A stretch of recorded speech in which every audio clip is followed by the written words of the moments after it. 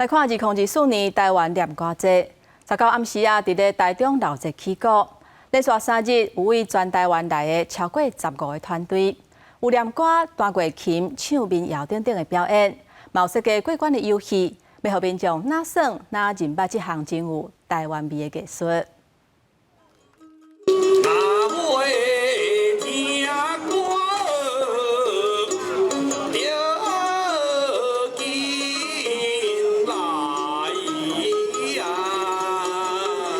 精彩的念歌表演吸引侪侪民众伫台卡听歌。2024年台湾念歌节伫台中闹热起鼓，今年有来自全台湾10外组团队的表演，嘛有过关游戏，互民众体验哪耍哪认捌念歌这项说唱艺术。 较早捌听过念歌，但是从来毋捌讲听过现场的念歌。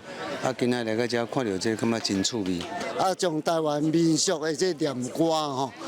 甲伊传落去吼，互民间吼，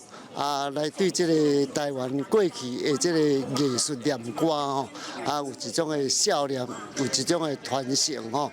这实在是真好的一个运动。 念歌是早前农业社会的五路之一，到今已经有上100年的历史。主办单位表示，念歌的特色除了是用押韵的四句联老唱，甲现场民众的互动，嘛是真有意思的所在。 表现吼，咱会随时调整，甚至讲有当时唱讲的，会交即个台卡的朋友互动啦，要么随编四句联，也着甲唱落